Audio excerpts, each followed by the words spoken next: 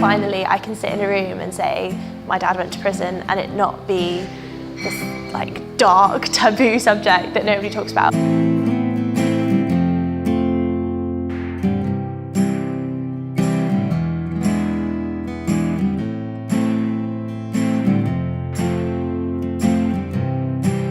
Kin started as an idea, as these things do, with some fairly wide parameters actually.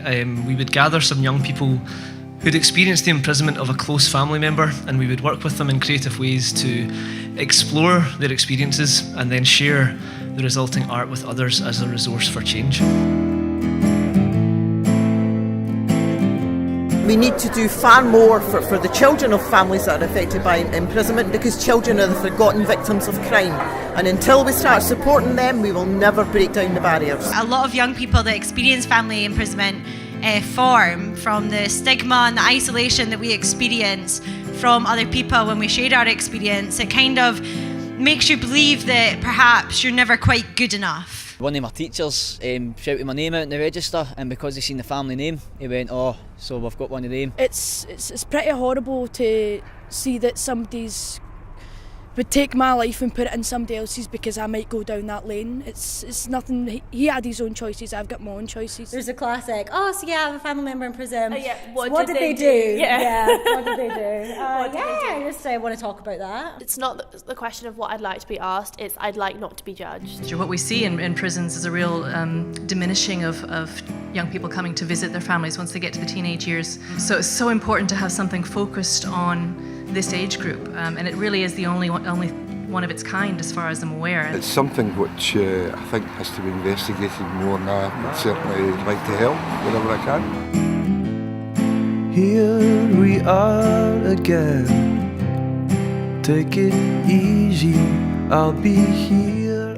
If I were a better person, I could really see all the power and the beauty that's inside of me, accept who I am for once and all, be my one true hero by doing nothing at all. Time to strap our old boots on.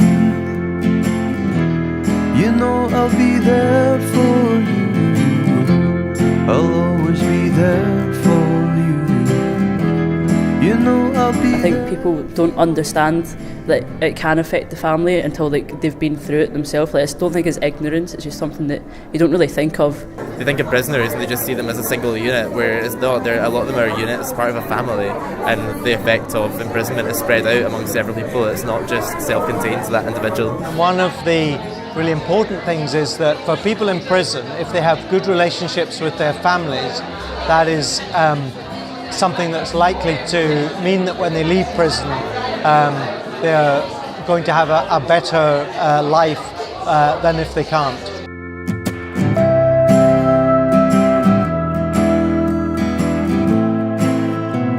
So I've just spent the most wonderful hour listening to the story of Kin, and I think it's the most wonderful thing I've heard in many, many years.